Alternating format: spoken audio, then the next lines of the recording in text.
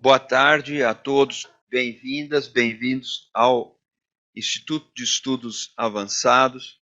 Nós vamos começar agora mais um seminário, um debate promovido pela Cátedra Oscar Sala, que é uma cátedra do Instituto de Estudos Avançados em parceria com o CGI, Comitê de Governança da Internet do Brasil, e o NIC-BR. Eu, como coordenador acadêmico, estou apenas fazendo a abertura, dando boas-vindas.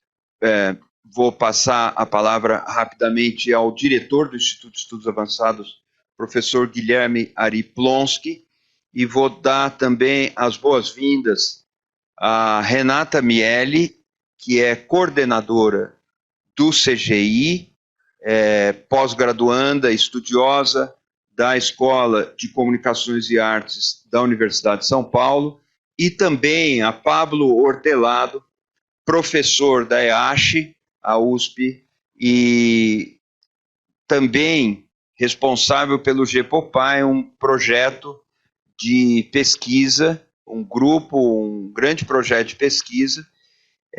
Pablo também conhecido articulista e autor, atualmente colunista do jornal O Globo. Para abrir os trabalhos, eu chamo também o professor Guilherme Ariplonski.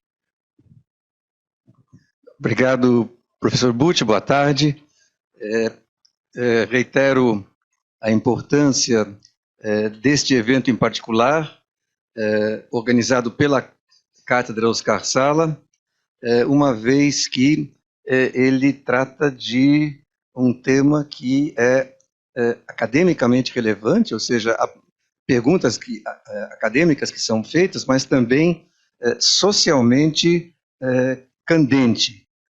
Isso mobiliza a imprensa, mobiliza as pessoas, as organizações, o parlamento, e justamente por isso teremos a participação de um representante do parlamento brasileiro, que é o deputado Orlando Silva, deputado federal, que está super envolvido no PL 2630, que será comentado adiante, e então, essencialmente, este é um tema que requer encontros, seja encontros entre academia e organismos como o CGI.br e o NIC.br, aqui representados pelo professor Deni Guettico, a quem a gente dá as cordiais boas-vindas, e também pelo Dr. Luiz Fernando Martins Castro, coordenador adjunto da cátedra, como foi dito, né, também um encontro entre nós e o parlamento, onde esse assunto está sendo, nesse momento, debatido. Eu dou também as cordiais boas-vindas a uma pessoa que é tão importante para essa conexão entre os vários parceiros para avanço da sociedade, a partir da universidade, que é o Ayrton Escobar, que é uma figura que possivelmente boa parte de vocês conhecem. Agradeço também a organização da Magali Prado, que é uma pós-doc da cátedra e consegue articular também as agendas e os esforços. E, finalmente, um abraço muito especial ao professor Vigílio de Almeida, que está conosco. Ele é professor da Universidade Federal de Minas Gerais, é o titular da nossa cátedra Oscar Sala nesse momento, e esperamos por muitos momentos ainda, com uma participação importante em outras iniciativas diversas. Não me cabe apresentá-lo agora, formalmente, mas só comentar que a repercussão do trabalho dele na cátedra fez com que, recentemente, a reitoria da USP o chamasse para que pudesse, de certa maneira, ajudar a reitoria a pensar o que se faz, não é, com essas grandes transformações tecnológicas no campo de TI, inteligência artificial, etc., para a universidade. Então, Virgílio, prazer em tê-lo conosco mais uma vez, e eu penso que agora devo passar a bola para o professor Pablo Hortelado, é isso? Deixa eu só pagando um pedágio do microfone aqui na passagem. Muito obrigado, professor Ari, e eu gostaria, e o professor Ari lembrou e saudou todas as pessoas que estão conosco. Eu havia me esquecido de apresentar o Virgílio, que é parte desse debate aqui, mas é que o Virgílio, para nós aqui, aparece na televisão, e eu não me ocorreu. E também o professor Ali nos salvou, porque ele explicou o tema do nosso encontro, que eu não expliquei. Falta dizer que Pablo Hortelado organizou, sugeriu e montou este nosso painel aqui. Muito obrigado, Pablo, está se juntando cada vez mais ao IEA, especialmente à Cátedra Oscar Sala. Passo, então, a palavra para você.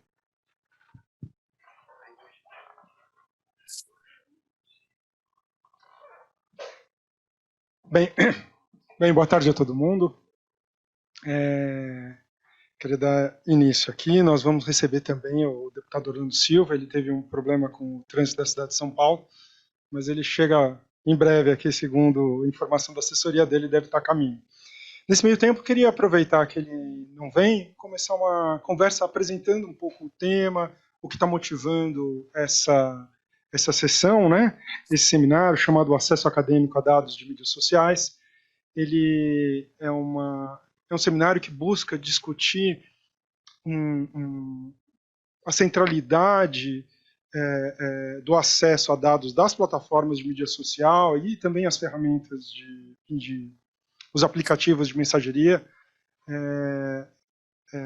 e como o acesso a essas bases de dados tem ajudado e tem permitido o crescimento de todo um campo de estudos universitários sobre temas que dizem respeito não apenas ao uso dessas tecnologias, mas às relações sociais que se dão por meio dessa tecnologia. Hoje em dia,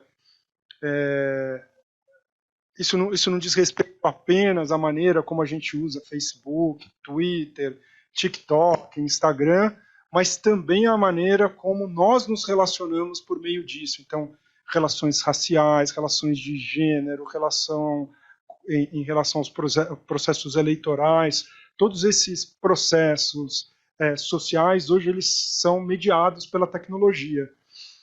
Desde que as mídias sociais se estabeleceram nos anos 2000, no final dos anos 2000, houve um florescimento de um campo de estudos que fazia uso dessas bases de dados, porque antigamente, quando a gente ia estudar dinâmicas sociais, a gente normalmente usava bases de dados que capturavam uma amostra da sociedade. E nós não estávamos estudando diretamente, observando a sociedade. Então a gente fazia, por exemplo, entrevistas de opinião, na qual a gente fazia uma amostragem da população, entrevistava 1.000 pessoas, 2.000 pessoas, né? E por meio disso a gente tinha uma amostra do que estava acontecendo. À medida que o uso dessas tecnologias se ampliou, a gente começou a poder observar o funcionamento, as relações sociais diretamente, né? A gente consegue... Opa, o deputado Orlando Silva chegou. Orlando, tudo bom? Tudo bom, Orlando? Bem-vindo.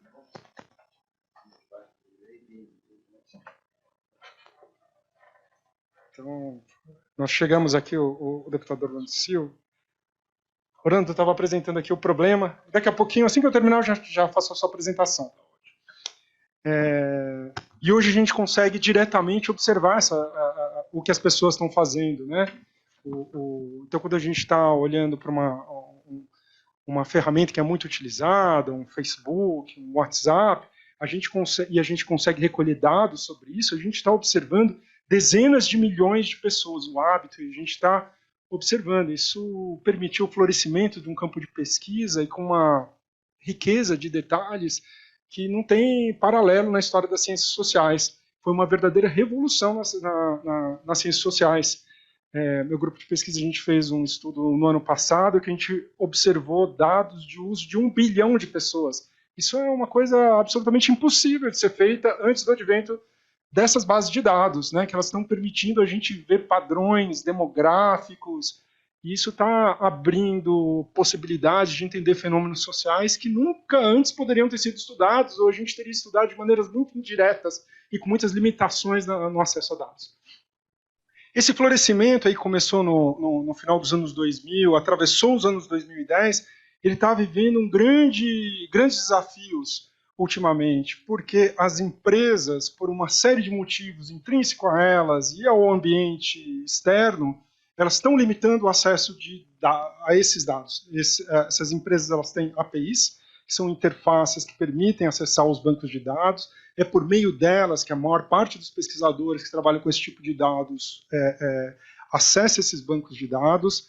Esses bancos já foram muito diversos e amplos até 2016, quando aconteceu as eleições americanas presidenciais de 2016 e houve o escândalo da Cambridge Analytica, uma empresa que era uma empresa privada ligada a um pesquisador acadêmico que fez uso disso para a campanha eleitoral. Esse escândalo levou ao fechamento da base de dados do Facebook, que naquele momento, em 2016, era a base mais ampla que tinha. Quem fez pesquisa naqueles anos de 2010 sabe o potencial. A gente podia estudar polarização política, dinâmica de interação entre as pessoas, as relações de namoro. Havia uma profusão de estudos que foram desenvolvidos nos anos 2010 naquela base de dados que se fechou. Então, todos esses estudos foram interrompidos a partir do ano de 2017, acho que era fevereiro de 2017, se fechou. O Facebook passou a oferecer muito poucos dados, a partir de então, de maneira muito limitada e muito controlada, dado o que havia acontecido nas eleições de 2016. O Twitter, que era uma ferramenta que tinha uma ampla oferta de dados, ela sempre teve uma política, muitas das pessoas que estavam na direção do Twitter tinham ligação forte com a universidade, e ela tinha uma oferta de dados muito ampla, e sempre muito maior do que o Facebook, depois que o Facebook fez esse fechamento de dados.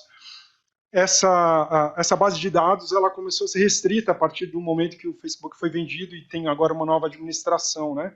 O Twitter agora está limitando o acesso aos dados e está trocando uma interface que era ampla, acadêmica e gratuita para vários grupos de pesquisa por uma base que tem uma assinatura mensal de $32 mil por mês, um valor que é absolutamente proibitivo para a maior parte dos pesquisadores. Então a gente está vendo o Facebook, que já tinha comprado uma empresa chamada CrowdTangle, que permitia acesso a dados de quando os links eram compartilhados na plataforma, está anunciando que vai fechar essa plataforma. Então a gente está no momento em que houve o boom durante os últimos 10 anos desse tipo de pesquisa e finalmente nós temos uma limitação no acesso a esses dados. E todo um campo, gente na antropologia, na comunicação, nas ciências sociais, na computação, que tem trabalhado com esses dados e tem descoberto uma série de fenômenos sociais e de fenômenos computacionais, está se vendo sem dados e esse campo corre o risco de morrer. O que aconteceu, houve uma grande mudança que no ano passado, no finalzinho do ano passado, no ano de 2022, a União Europeia aprovou uma nova legislação no âmbito europeu, que é o Digital Services Act, que é a Lei de Serviços Digitais, e ela tem uma previsão de acesso a dados muito robusta.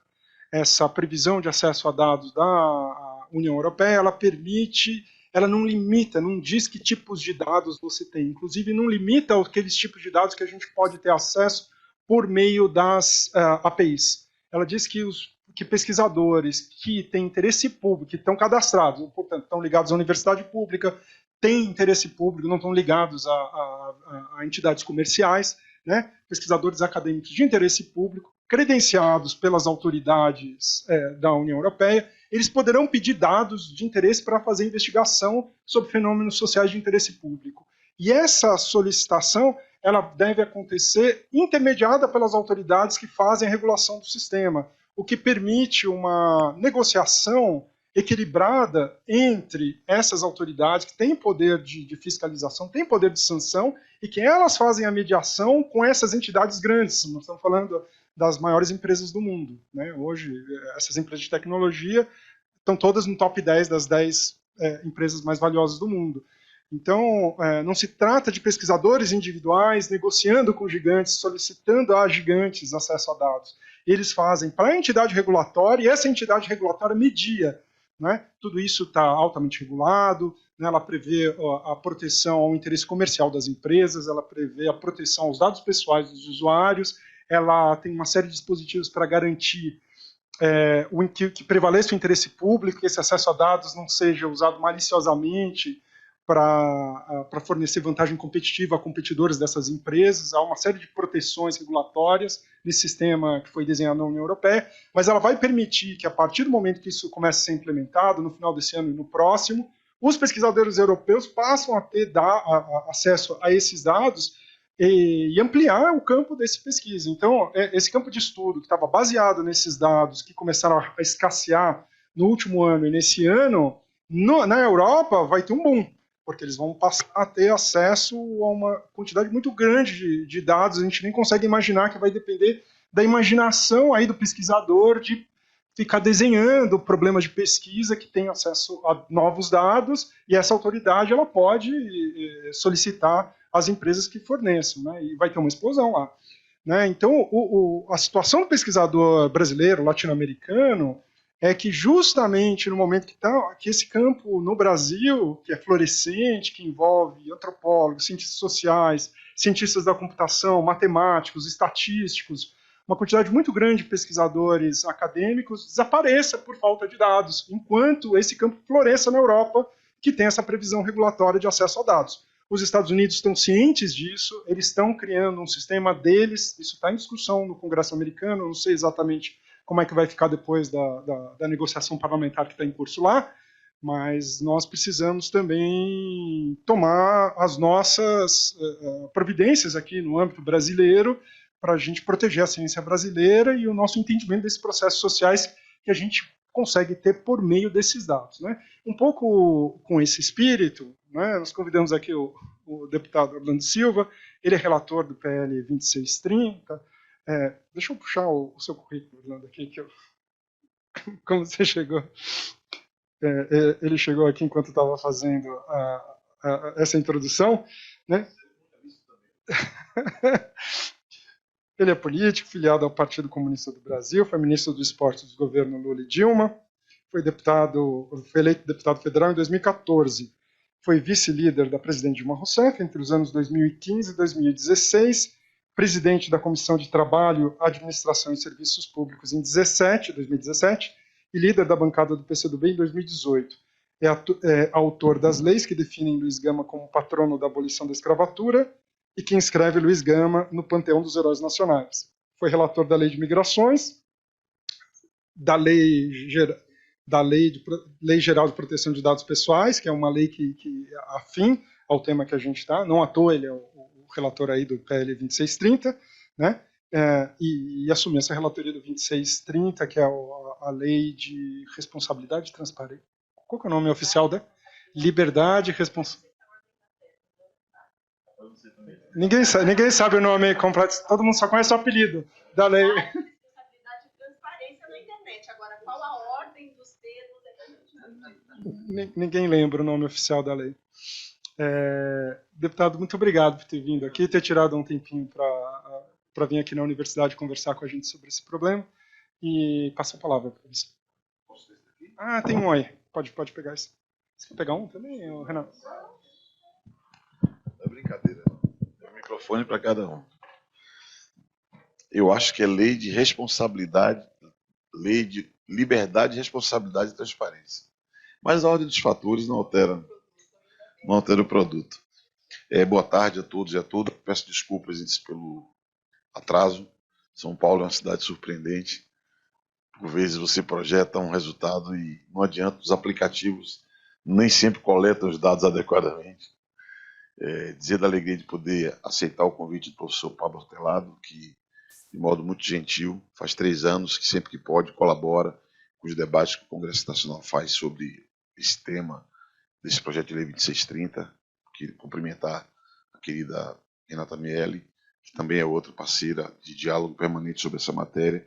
Professor, iria agradecer a abertura aqui da casa.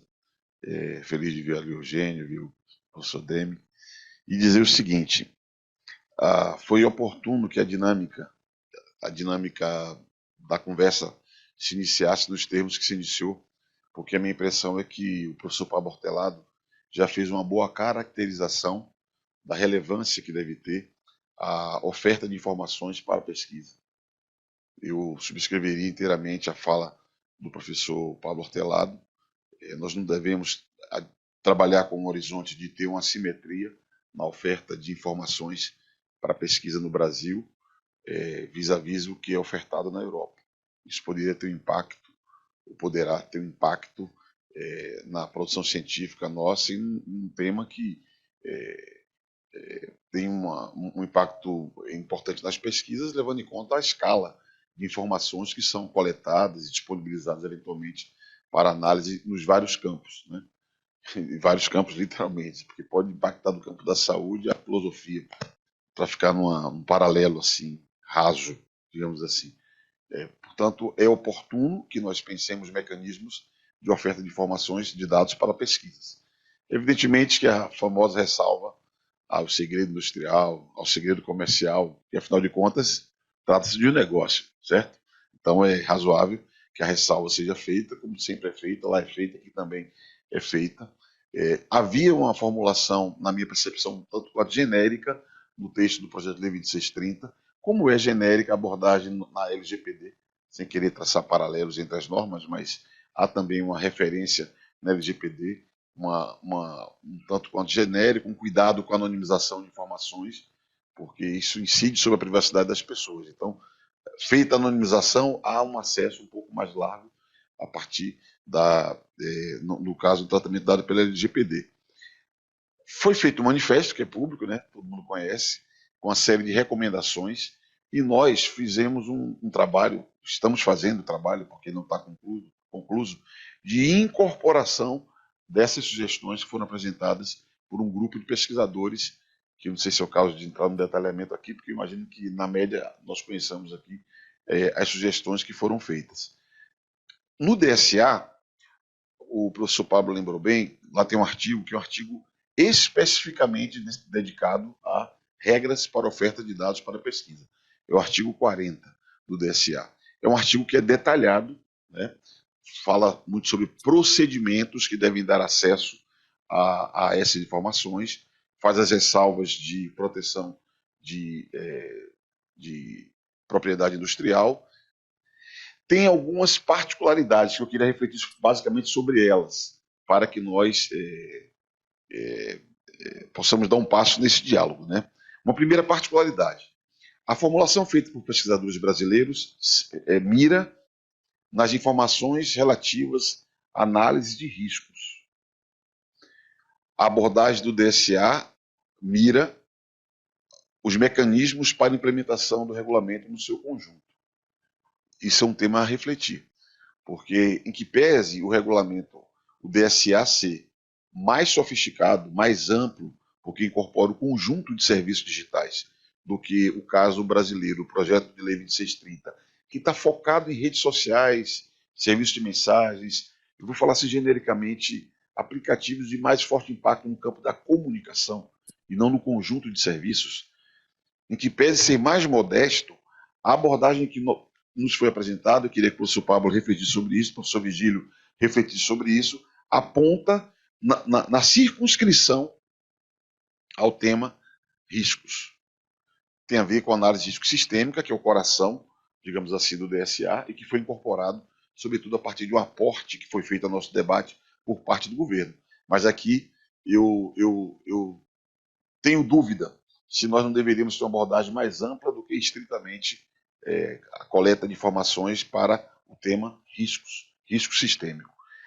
A segunda questão, diferença, me permita dizer assim, diz respeito ao detalhamento que, na minha percepção, o DSA, no artigo 40, ele detalha mais, como se fossem assim, requisitos para os requerimentos de informação por parte dos pesquisadores e cria mais hipóteses em que os provedores circunscrevem, digamos assim, as respostas, como se fora um mecanismo que permite mais diálogo, seja no pedido de informação, seja no apontamento de que aqui impacta na atividade econômica, ali pode ter algum risco de segurança.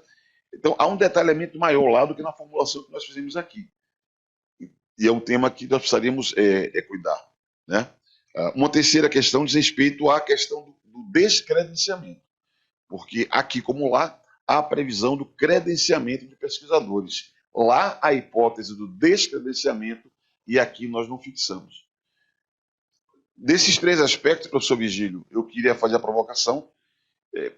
Como, na minha leitura, a inspiração no DSA é uma inspiração positiva, né? E o objetivo é meritório, eu caminharia no sentido de nos aproximarmos mais da formulação por eles elaboradas. E há uma questão no item 8, que diz respeito ao processo de qualificação da pesquisa, que lá se preocupa muito com o quesito quem financia, que é para não haver um impacto maior ou um impacto relevante na concorrência, evidentemente, na espionagem, digamos assim, né? Quem financia a pesquisa, que é um tema sensível, e há também a preocupação com a capacidade de cumprimento das cláusulas de segurança e de confidencialidade, que também é muito importante, né? Não apenas porque é um negócio, mas porque é um negócio da proporção que possui e seguramente pode ter toda sorte de interesse manejando projetos que podem ser legítimos, mas que podem ser manejados para fins distintos dos pretendidos pela pesquisa. Precisa ver se nós teríamos condição de fazer uma apreciação o mais objetivo possível, né? E desenvolver isso no texto, e é o esforço que nós estamos fazendo nesse momento. Repito, incorporamos a perspectiva apresentada pelo manifesto de trazer com força os dados relativos ao DSA, mas perseguimos algo mais objetivo, como é no item 8, lá do artigo 40, né, no diz respeito a fortalecer segurança da informação, confidencialidade, atenção na qualificação dos pesquisadores, sobretudo na ótica de quem financia. Então, era uma contribuição que eu queria trazer para o debate. É de fato um dado muito importante nós termos condições, oferecermos condições para que os nossos pesquisadores possam estar em linha com as bases que outros pesquisadores de outros cantos do mundo possuem. Eu escrevo, inclusive, esse capítulo do acesso a dados para pesquisa acadêmica, eu escrevo como um núcleo, talvez, dos mais importantes de obrigações de transparência. E aqui, a oferta de dados para pesquisa, para que especialistas possam aprofundar a análise acerca da operação do serviço, talvez seja dos mecanismos mais relevantes para a proteção de direitos fundamentais. Porque vamos permitir que leiam quem sabe ler, digamos assim, né? Como se dá a operação desses serviços. Por isso que eu insiro no capítulo da transparência, mas é dos mecanismos mais protetivos para o interesse da sociedade. Então, a lei que, pela liberdade de expressão, e ali há uma previsão de um devido processo para que o próprio usuário conteste moderação de conteúdo feita pela plataforma, moderação que deve ser feita pelas plataformas, que aqui há quem defenda que não devesse existir. Nós defendemos que deve haver, sim, moderação por parte das plataformas, não é um direito, é um dever, na minha percepção, para que o uso legítimo seja pleno, mas nós, no texto, criamos um mecanismo de instituição de um devido processo, para que o usuário, ele próprio, sem tutela de ninguém, defenda a sua liberdade de expressão.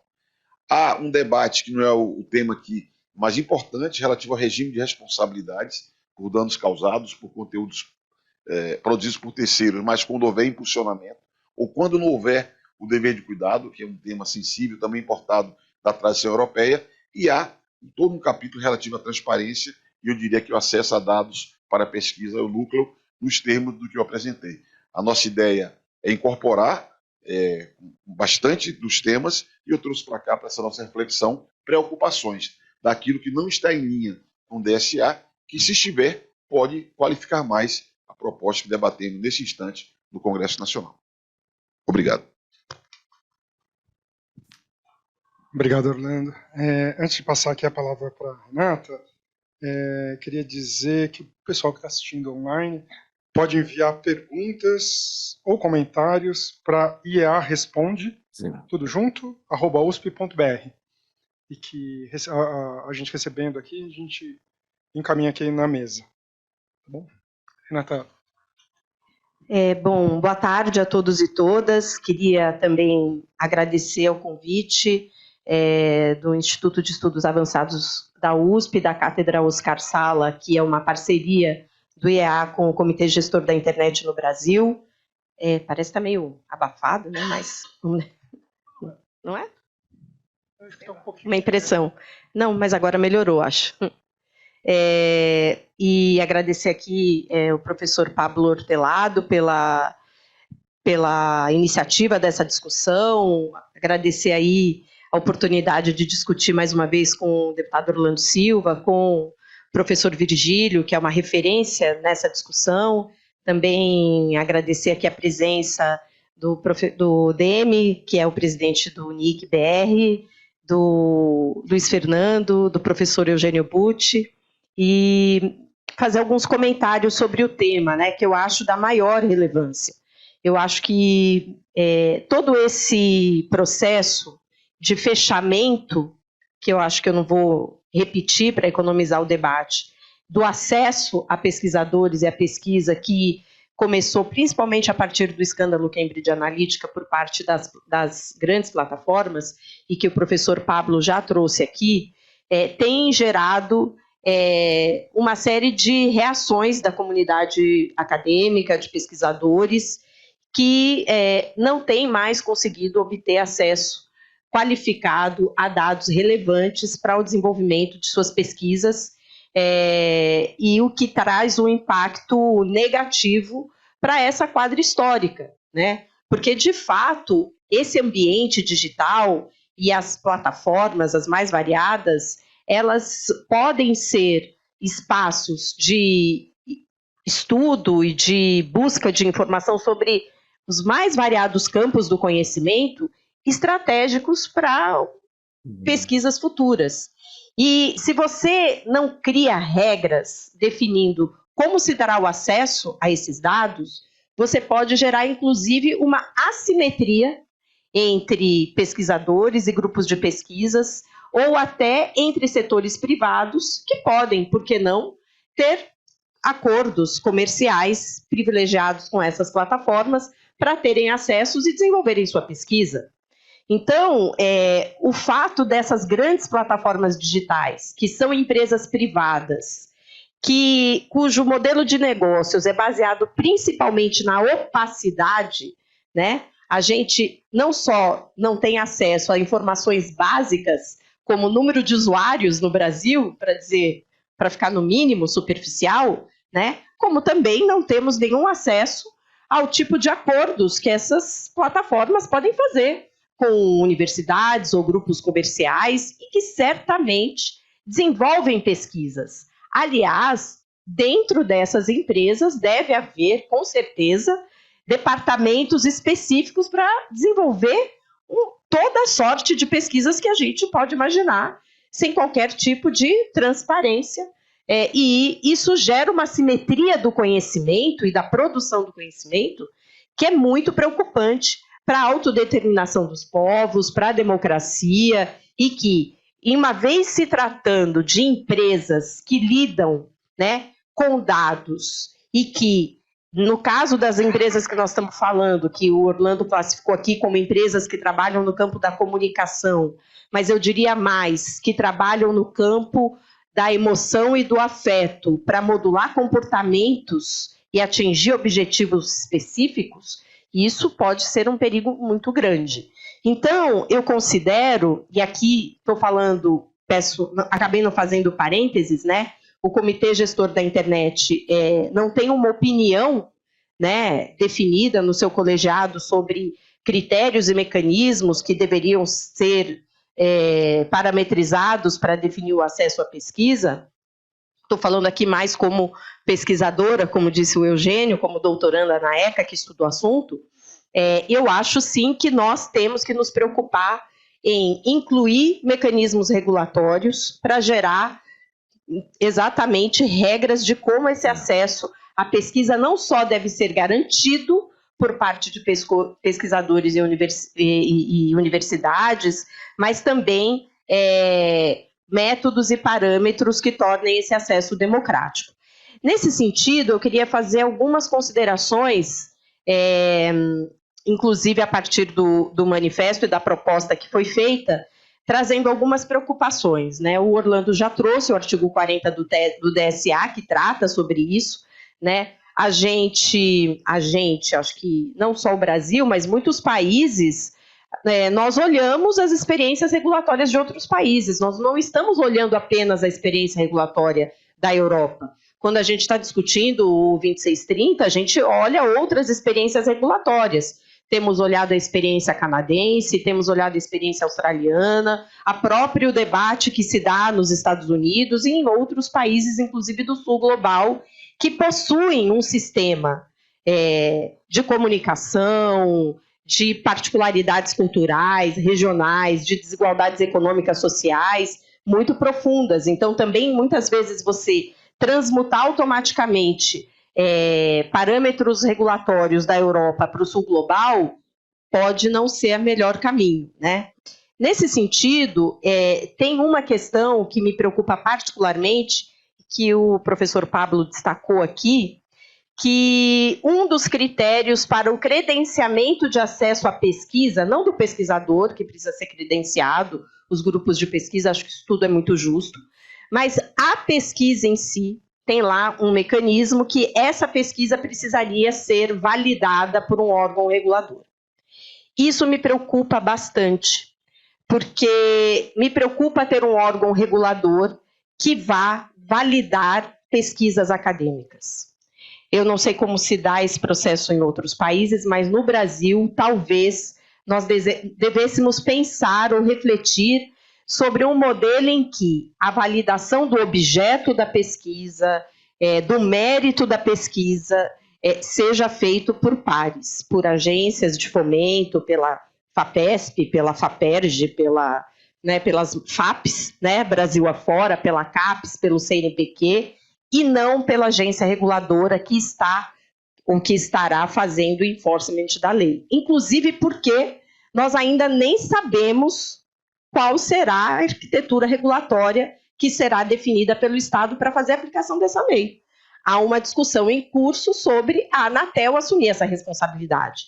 Então, eu fico imaginando meu grupo de pesquisa, ou eu como pesquisadora, que estou credenciada, porque sou uma pesquisadora da USP, acho que o credenciamento do pesquisador é ok, mas tendo que submeter a uma agência como a Anatel, por exemplo, a análise do escopo da minha pesquisa para eu poder ter acesso aos dados das plataformas. Eu acho que isso ainda não está bem resolvido na proposta. Acho que a gente precisaria refletir um pouco mais, talvez refletir sobre algumas questões.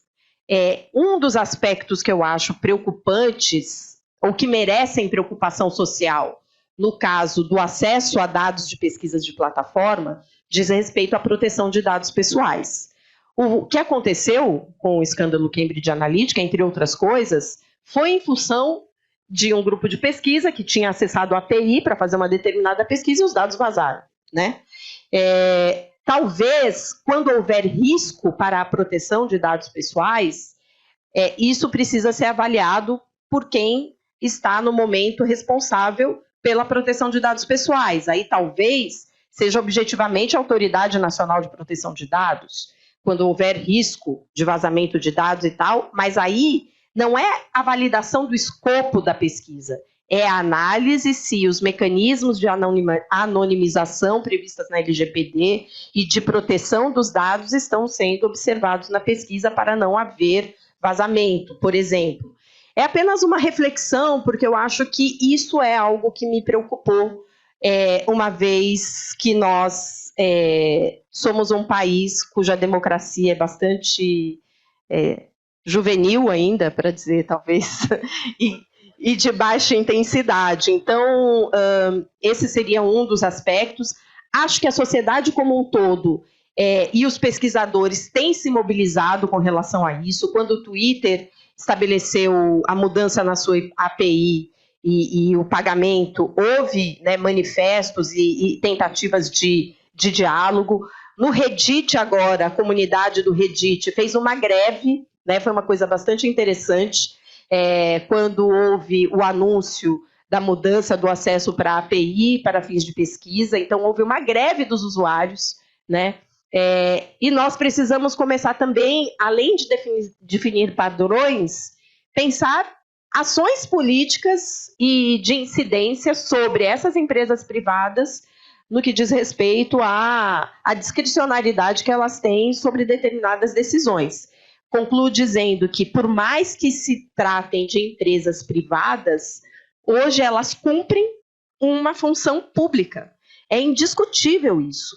Então, há, inclusive, um movimento internacional que tem debatido essa questão, né? Então, empresas privadas que detêm, que possuem bilhões de usuários no mundo, que concentram 90% das trocas simbólicas numa sociedade, elas não podem simplesmente tomar decisões discricionárias e sem que tenha qualquer tipo de diálogo sobre qual o impacto público dessas decisões que elas tomam, né? Então, eu acho que também um campo de incidência sobre essas empresas e a regulação, certamente, é algo que precisa avançar nessa perspectiva. Obrigada. Obrigado, Renata. Vou passar, então, a palavra para o professor Virgílio, fazer os comentários aí remotamente. Muito obrigado, Pablo. Aproveito, então, para cumprimentar, né, o deputado Orlando Silva, relator da PL 2630, a coordenadora do CGI, Renata Miele, né, e o Pablo, que levantou e organizou esse evento de hoje tão importante, né? Isso já foi enfatizado tanto pelo deputado quanto pela Renata. Eu queria, então, e eu acho que é ótimo que esse evento esteja ocorrendo no IEA, que é um ambiente multidisciplinar. E exatamente isso que é o objeto dessa conversa, é o acesso a dados vindos das mídias sociais. Isso tem um impacto muito grande nas várias áreas de pesquisa, né? Eu vou fazer Eu organizei aqui alguns pontos para tentar facilitar a discussão, já que vocês três cobriram o núcleo das questões, né? Mas eu vou passar de novo por algumas questões, talvez revisitando alguns pontos, tá? O objetivo dessa proposta, né, é certamente aumentar a transparência e a possibilidade de accountability das plataformas, né, pelas várias razões que já foram explicadas, né? A gente está vendo essas arquiteturas regulatórias acontecendo em vários países, né? Na União Europeia, com o DSA, nos Estados Unidos, com a proposta chamada PATA, que está no Congresso americano, né? Platform Accountability and Transparency Act, e também propostas em andamento e discussão na Nova Zelândia, na Índia, e no Brasil, né? Eu acho que queria, mais uma vez, cumprimentar aqui o deputado por ser o relator de um projeto de lei tão importante, né? Então, esse é o objetivo, aumentar a transparência e a possibilidade de responsabilização das plataformas. E dentro desse contexto de aumentar a transparência, se situa, então, esse acesso aos dados das mídias sociais. É interessante observar que esse acesso é muito importante por várias razões que nós estamos vendo, né? O impacto social, o impacto político, nós vimos nas eleições, né? O impacto econômico, e principalmente porque, pelo poder dessas plataformas, pela opacidade delas, muitas vezes ocorre o que é chamado de danos inesperados, danos não planejados, tá? E que as plataformas muitas vezes não têm condições de captar o que está acontecendo. Daí a importância de nós termos a comunidade acadêmica, a comunidade científica e os jornalistas e os estudiosos também participando do acesso a esses dados, né? Um ponto interessante para a gente discutir, e eu acho que talvez fosse ajudasse até as conversas no Congresso, é que essa proposta de acesso a dados, ela não beneficia apenas os pesquisadores, sejam eles pesquisadores acadêmicos, sejam eles jornalistas. eu acho que essa proposta beneficia as plataformas, e de uma maneira muito positiva. Primeiro porque ajuda a manter uma percepção de confiança, já que a comunidade acadêmica está olhando o que está acontecendo. Então, isso pode ser positivo para as plataformas, né? Inclusive, facilita a comunicação com a sociedade, porque tem uma voz independente, uma voz autônoma, que são os pesquisadores, as pesquisadoras, os cientistas, né, fazendo a verificação disso, né? É interessante também porque esses pesquisadores que vão ter acesso são de múltiplas áreas do conhecimento, seja das ciências sociais, ciências políticas, computação, e eles são capazes, muito mais do que, às vezes, o corpo técnico dessas plataformas, que no Brasil, às vezes, é limitado, não é tão grande, feito nos países de origem. Então, esses pesquisadores vão ser capazes de identificar mais cedo ameaças e problemas que as próprias plataformas não teriam identificado. Tá? E isso, então, é uma maneira de dar às plataformas também uma colaboração da ciência, uma colaboração da pesquisa. Tá?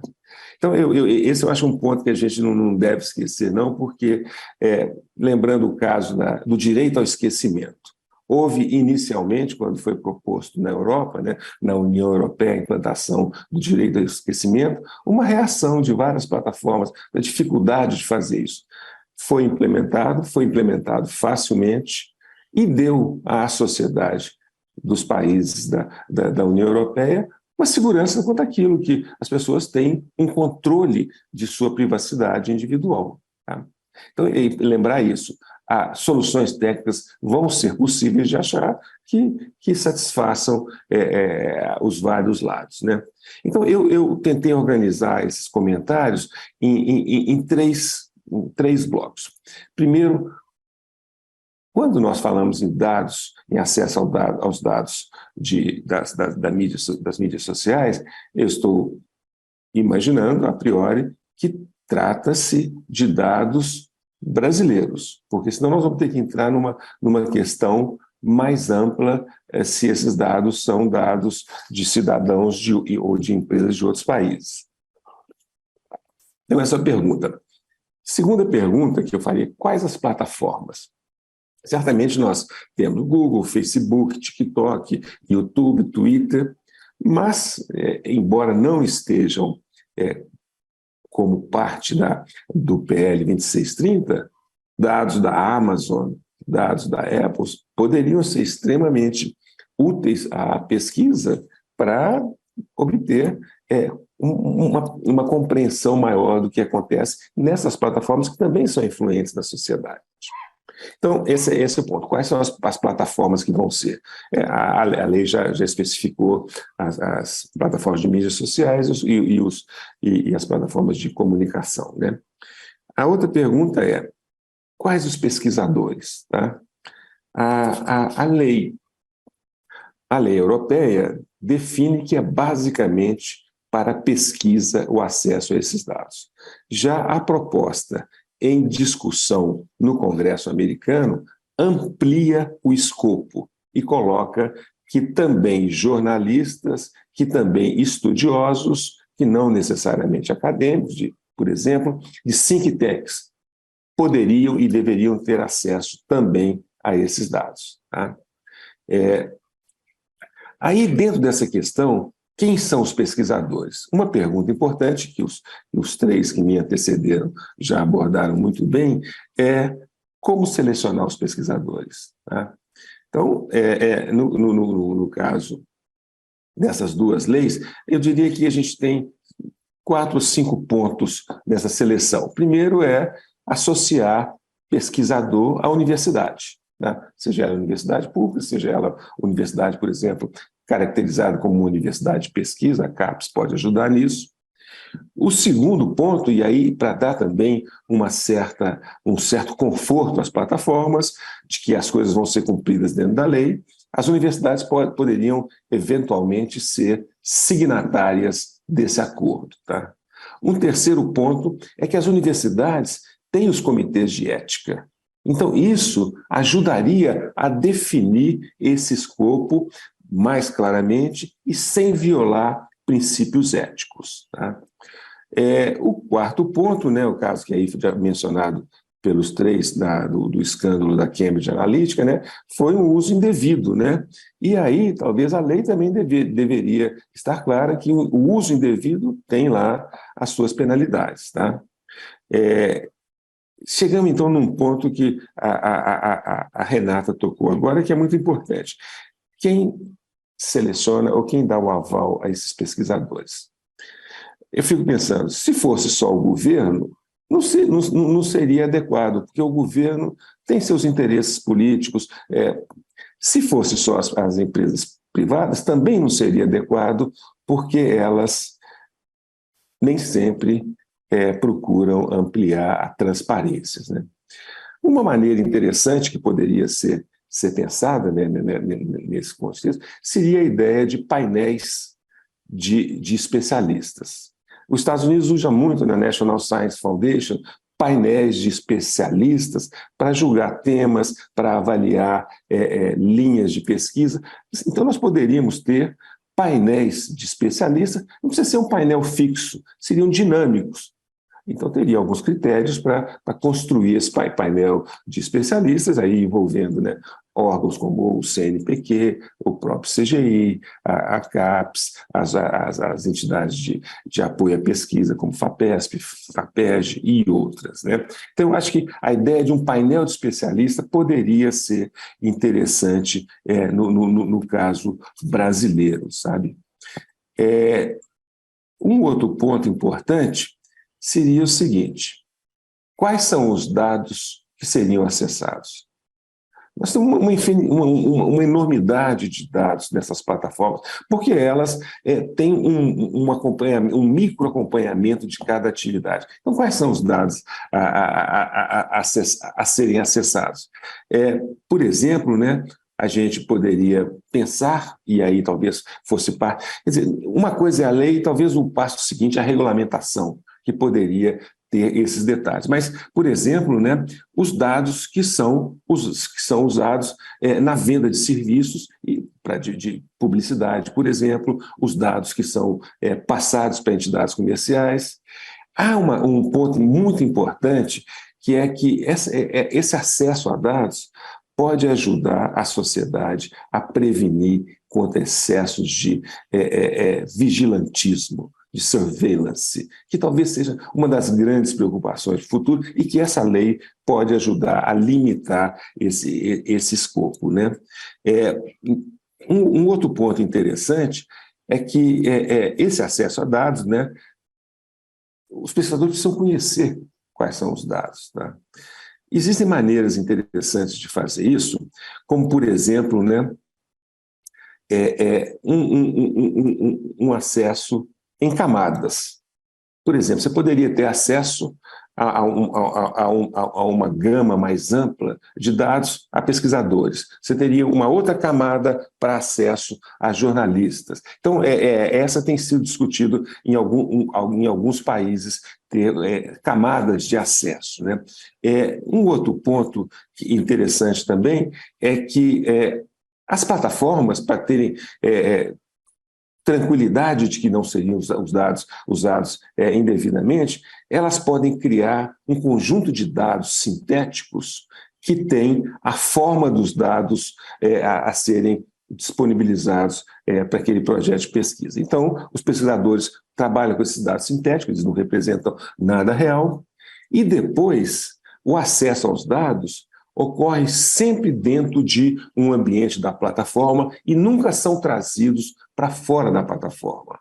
O processamento é feito dentro do ambiente da plataforma e os resultados voltam para os pesquisadores. Então, cada passo dos pesquisadores também seria monitorado por esse ambiente controlado. Né? Isso daria uma segurança maior aos vários lados envolvidos, né? Tem, inclusive, uma arquitetura chamada de execução de pedidos remotos, que tudo ocorre lá dentro e passa para o pesquisador só os dados.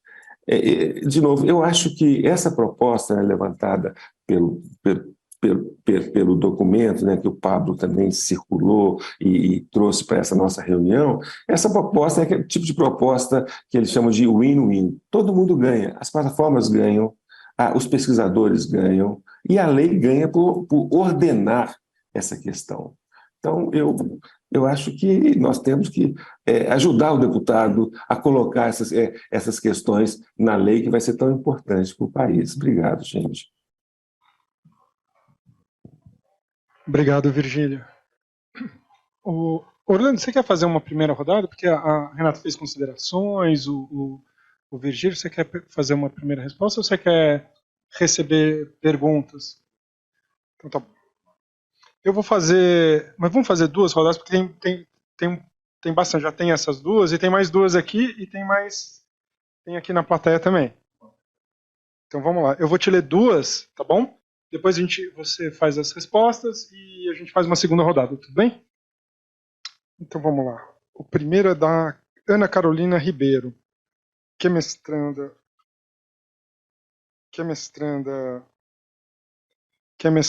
da FAO e aluna inscrita na disciplina da cátedra.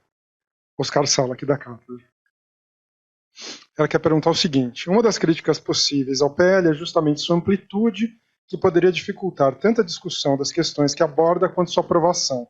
Pensando nisso, o que o senhor pensa sobre a divisão do PL em projetos menores, incluindo inclusive projetos específicos para o caso de utilização de dados para pesquisas acadêmicas e de interesse público social? Acho que é a ideia de fatiar, né? Uma outra pergunta aqui.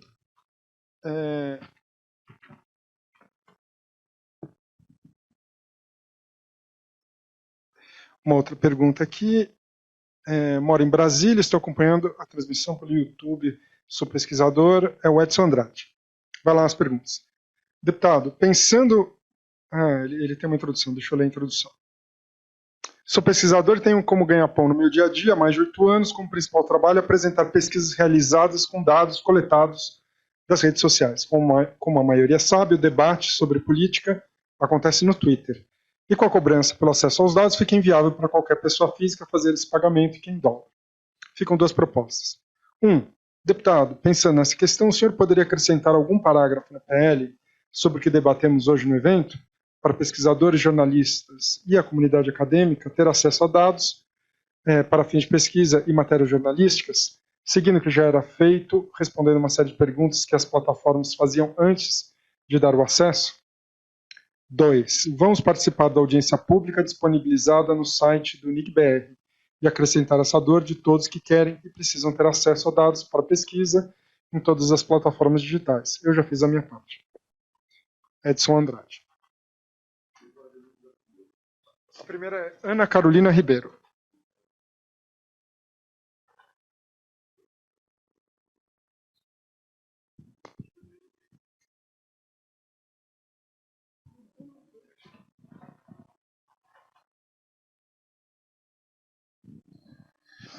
E o segundo Edson, né? Começar pelo Edson. Então, Edson, já havia, como disse anteriormente, um artigo que eu diria mais modesto, mais tímido, que versava sobre a possibilidade de acesso a dados para fins de pesquisa, e aqui fica até uma reflexão, professor Virgílio. Se a gente eleva as camadas de quem acessar essas informações, nós vamos ampliar a complexidade da regulação, né, que pese compreender o papel que o jornalismo possui, mas é de outra natureza, diria assim, o acesso que o jornalismo deve ter a essas informações. Porque se uma boa regra é boa para qualificar a lei, é bom para as plataformas e é bom para a pesquisa, eu diria mesmo, professor Virgílio, que é bom para os serviços públicos, uma vez que muitas dessas pesquisas podem servir de base para o desenvolvimento de políticas públicas. Então, não tenho a menor dúvida que no campo da pesquisa acadêmica é consolidado. Faria uma vírgula para uma reflexão um pouco mais cuidadosa se a gente incluir essa camada do jornalismo. Mas, voltando aqui ao Edson, tem uma parte da nossa dificuldade, Edson, que é o problema de ser, ao fim e ao cabo, um negócio, em que pese compreender as observações que a Renata fez, eu vou chamar assim do meu jeito, ser um tema de interesse público difuso, e por isso, inclusive, cabe algum tipo de regramento estabelecido pelo Estado. No final do dia, como se gosta de falar no mercado, no final do dia é um negócio. E nós vivemos circunstâncias como essa do Twitter, que acaba obstruindo o acesso, e a obstrução ao acesso não é apenas a negação da transparência, que eles procuraram compensar com o anúncio dos algoritmos, ou de parte dos algoritmos de recomendação, que quem lê algoritmo me diz que ali tem uma pequeníssima parte das informações que seriam desejáveis de ser ofertada à sociedade, porque, ao fim e ao cabo, é o tratamento como um negócio estrito senso, e o acesso aos dados se transformar numa fonte de elevação dos resultados, né, dessas empresas. Então, Edson, o limite da nossa operação é o limite, pode haver um limite do ser um negócio, digamos assim, mas o empenho nosso não tem um artigo não, vai ter muito mais do que um artigo, o capítulo foi desenvolvendo, eu até vou deixar aqui para análise do professor Pablo Hortelado, do professor Vigílio, da professora Renata, eu vou deixar o estado da arte, até onde nós chegamos, no capítulo Acesso a Dados, para que eles próprios possam oferecer contribuições. Anotei aqui algumas observações feitas pelo professor Vigílio. Já há algumas regras, um pouco além do que foi ofertado pelo documento do professor Pablo Hortelado, na qualificação de quem deveria ser credenciado. Como disse, a observação da hipótese de descredenciamento, que, do meu ponto de vista, é algo que pode ser relevante, sobretudo, para que nós possamos, digamos assim, estimular um compromisso ético, que eu entendi também na abordagem do professor Vigílio, essa dimensão ética de compromisso com a segurança da informação, com a confidencialidade, enfim. E a questão da Ana Carolina, veja só, eu lembro que, quando eu era muito jovem, eu cheguei, professor Genibut, na sala, eu era presidente da União Nacional dos Estudantes, não era diretor da União Nacional, e era o ministro Murilo Ringel, que era um professor lá de Juiz de Fora. Juiz de Fora. Juiz de Fora, uma pessoa querida, muito querida minha. Eu era a última agenda dele, ele estava com uma expressão cansada, assim. Eu falei, professor, o que aconteceu? Eu falei, você não sabe como é que é aqui. Por quê? Como é que é aqui? É que no Brasil, todo mundo que tem uma boa ideia acha que essa boa ideia tem que começar pela educação. E aí é uma tonelada de boas ideias que nós recebemos todos os dias, e eu tenho que atender as pessoas, só que eu estou exausto. Estou contando isso, Ana Carolina, por quê? Esse projeto de lei acabou virando um depositário de boas ideias e de muitas esperanças, digamos assim. E é uma loucura, porque eu próprio tento restringir, de algum modo, o escopo, restringir o alcance, mas é sistemática a apresentação de boas ideias. Algumas cabem, outras não cabem. No exemplo prático, o desenvolvimento do acesso de informações para a pesquisa acadêmica, eu estou aqui porque, na minha percepção, isto cabe. Mas há outros. Entrou com muita força o debate sobre direito autoral em plataformas digitais, que o professor querido, professor Alexandre Moraes, hoje ministro do presidente do Tribunal Superior Eleitoral, fez um aporte de sugestões que eu falava, ministro, mas não seria mais adequado a gente analisar no espaço do Código Eleitoral, que são matérias que versam sobre aspectos digitais, mas que estão regrando o processo eleitoral. Ali eu acabei não acolhendo, correndo risco, mas optei por não acolher, porque, na minha percepção, não caberia. Então, Ana Carolina, é um processo, né? O Brasil tem um jeito peculiar de produção de leis, aí aquela máxima do Bismarck aqui seria qualificada e requalificada, porque é um jeito muito próprio de fazer as nossas normas. Eu estou lutando para que nós tenhamos o texto mais enxuto possível, mas devo dizer que são muitas boas ideias que aparecem e faz o nosso trabalho ser mais difícil. O risco, por exemplo, de nós não incorporarmos esse aspecto da acesso a dados para a pesquisa, o risco de nós não incorporar um projeto como esse é termos uma proposta precisa, ótima, mas sem tração para caminhar. Por isso que eu não aceitaria, a não ser que houvesse um manifesto exigindo um projeto próprio, que o Pablo Hortelado lidere aqui na universidade, afora essa hipótese da exigência, assim, do clamor da academia para retirar, eu não retiraria, porque é muito difícil você votar temas no Congresso Nacional sem que reflitam o interesse de grupos específicos, lobbies específicos. Então, o esforço nosso é esse. Ser o projeto mais enxuto, mais objetivo, mais essencial possível, mas ser feito também em diálogo com outros fatores que ajudam a dar tração para a proposta tramitar. E olha que mesmo assim, com toda a atenção, nós não alcançamos a maioria no plenário para votar um projeto, porque também tem muita contradição. Quanto mais se amplia a verdade, mais contradições você produz. Mas é da vida, a gente vai ter que ter digamos assim, fazer um polimento e uma boa negociação. Desculpa a resposta longa, a próxima vai ser mais curta. Você quer fazer pergunta?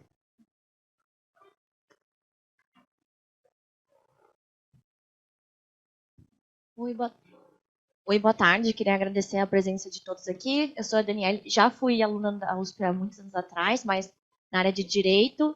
E hoje eu tenho uma consultoria, mas não estou aqui representando nenhum cliente, vim por interesse no tema.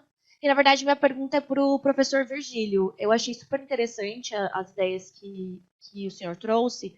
Eu queria que o senhor tivesse uma oportunidade de aprofundar um pouco mais na sua ideia de camadas de acesso. Eu queria entender melhor o que o senhor vê por essa ótica. E pensando nessa questão de camada de acesso, e pensando assim, como que a gente tem certeza que esses dados vão ser bem utilizados, eu fiquei pensando, né, se não deveria também ter alguma previsão de, além de comprovar que tem possibilidade de segurança dos dados, também de tratamento dos dados. Por quê? Porque às vezes são dados muito massivos e às vezes eles são entregues de forma que não existe do outro lado uma capacidade técnica de tratar esses dados. E aí qual o sentido de produzir esses dados massivos, que por si só já é um risco, né? Se do outro lado ele não vão ter capacidade de utilizar eles bem. O que, por outro lado, eu fiquei pensando na proposta do senhor sobre existir uma plataforma, né, em que esses dados já viriam de uma maneira mais segura, seria esse espaço onde os dados nunca sairiam dali, achei bem interessante. E fico pensando quem que desenvolveria essa plataforma, se isso seria uma obrigação das empresas de tecnologia, cada uma vai oferecer aí seu espaço para esse uso, ou o órgão regulador, então só acrescentando aí as perguntas. Obrigada. Só um minutinho. Virgílio, deixa eu só fazer as duas perguntas que chegaram aqui também, e depois eu já lhe passo a palavra. Okay. Orlando, acho que essas duas são para você, vieram da Luciana Morherdauer, que é uma pesquisadora. Ela fez duas perguntas aqui. Mandou. Primeiro é o seguinte: a parte de remuneração vai voltar para o PL 2630 ou será apreciada separadamente? Acho que a remuneração aqui deve ser direito autoral, né? Conteúdo jornalístico. Outra pergunta para ela. Em vez de incluir a remuneração a artistas, porque ela faz embaixo, né? Em vez de incluir a remuneração a artistas em novo projeto, por que não alterar a lei do direito autoral? Tá bom? Virgílio. Oi. Você tem a palavra. Então, eu vou falar rapidinho. Obrigado pelas perguntas, né? Vamos lá. Vou começar do fim. A segunda pergunta que você fez era o seguinte: o que acontece se quem solicita os dados não tem capacidade de tratá-los? Eu acho que o processo seria equivalente ao processo que se faz usualmente para avaliar propostas de pesquisa. Quando se avalia uma proposta de pesquisa, aquele grupo é avaliado também, ou aquela pessoa, se ele tem indicadores, trabalhos prévios que mostram que ele tem capacidade de tocar aquela pesquisa. Então, isso é usual em termos de pesquisa. Eu não veria como um problema. Segundo, eu acho que as camadas, mas eu sigo um pouco a opinião do relator, complicar seria atrasar talvez o andamento. Mas as camadas seriam uma maneira de você especificar o domínio para pesquisa e o domínio para uma coisa mais ampla que seria o jornalismo. Eu acho que a proposta que se chama de uma plataforma de acesso, ela seria executada por cada uma das plataformas digitais que implementaria o seu. E nesse tipo de proposta, onde há o acesso remoto, né, o dado nunca sai do domínio da plataforma. É processado lá dentro o que o pesquisador quer e vem para ele os resultados. Tá? Então, não há movimentação de dados. Tá? Então, isso seria uma responsabilidade das plataformas implementarem. De novo, fazendo um paralelo com o direito ao esquecimento. Foram as plataformas que implementaram, cada uma delas, o procedimento para receber o pedido de remover e efetuar a remoção. Obrigado pelas perguntas. Vou fazer um comentário só, não é para mim a pergunta, né? Mas, Virgílio, é o sistema. Não sei se você está nesse convênio com o Facebook. O Facebook tem um convênio com algumas universidades, né? Nosso grupo de pesquisa tá, e funciona assim exatamente, né? A gente entra no ambiente do Facebook, faz a consulta, o dado nunca vem, só vem a resposta. É exatamente, né? Isso mesmo. Só vem a resposta. Então eu não você não baixa os dados, né? Então o Facebook hoje está oferecendo para alguns centros que são conveniados, acho que são 12, a seguinte informação: você tem todos os links e a demografia de quem usou os links num determinado período de tempo. Então eu quero saber assim, eu quero todos os links que sei lá, da Folha, vamos supor. Todo mundo que compartilhou dados da Folha, né? E eu quero saber por idade, vamos supor, né? 25, quantos compartilhamentos teve nesse período, quantos são? E quanto é por mais de 55, de 45 a 55, assim por diante, que é a demografia que eles têm, por essa faixa de idades. Eu faço essa solicitação e ele me devolve o número. Ele não me devolve os dados, eu não mexi nos dados. Entendeu? Então, você não tem acesso aos dados. E os dados, eles têm um ruído também. Então, quando você chega... os dados não são precisos, eles são imprecisos, porque eles têm um ruído. Porque para você não cruzar dados e chegar numa granularidade que você passaria a ter acesso privado de um usuário, que violaria a privacidade desse usuário, né? Então, um sistema que foi desenhado para dar acesso a alguns grupos de pesquisa, eu acho que é mais ou menos o que o Virgílio está sugerindo. Eu imagino que, a partir do momento que a gente vai implementar esse sistema, é o que seria feito, que eu acho que é o jeito moderno, um jeito bom de se fazer. Né? Porque você não baixa os dados, você não pode ficar tratando esses dados, você faz a solicitação e já tem o resultado diretamente nesse ambiente seguro interno da plataforma. É isso, Virgílio? É isso mesmo, Pablo. E, na verdade, esse modelo tem sido discutido por acesso a dados públicos também. Você imagina os dados de saúde. Você não deveria trazer esses dados para você. Então, você faz também da mesma maneira, os dados do IBGE. Então, eu acho que esse é um modelo que deve crescer em utilização e que poderia ser também usado pelas plataformas, né? Mas é bom que você já sabe como é que usa, é melhor ainda que você nos dá os detalhes aí. Eu vou passar, a Renata pediu a palavra aqui. Só um comentário com relação a isso, é que eu acho assim, a reflexão sobre esses temas, de como a gente acessa os dados das plataformas para fins de pesquisa, é uma reflexão que talvez esteja no começo, se a gente for pensar nos impactos, nos modelos possíveis de acesso. Eu tenho... Não estou dizendo que eu discordo deste modelo de que o dado não sai da plataforma e a gente faz a análise a partir... E a plataforma nos dá o resultado que a gente pede. Por outro lado, só como reflexão, porque eu acho que essa é uma conversa que nós não vamos resolver no 2630, e uma questão que o professor Virgílio falou que eu acho muito importante, deputado, é que esse tema talvez seja colocado para uma regulamentação posterior, ou a gente pense como detalhar determinadas coisas, porque como é um tema em desenvolvimento, se você cria muito detalhamento na lei, e eu sei que você tem essa perspectiva principiológica, você acaba engessando modificações futuras. Por que eu quero dizer isso? Porque, por outro lado, determinadas análises que o pesquisador precisa fazer podem não estar disponíveis da plataforma. Então, quando você trata, por exemplo, que você quer discutir determinado objeto de pesquisa, que você trabalha com análise booleana, que você trabalha com mecanismos de busca de semântica de palavras, não necessariamente você consegue atingir o resultado da pesquisa que você vai fazer sem tirar o dado da plataforma. Então, assim, eu não estou dizendo que a gente tem que tirar o dado, eu estou dizendo, em certa medida, que a gente fique restrito ao uso do dado dentro da plataforma, porque isso pode limitar o tipo de pesquisa que a gente quer fazer também.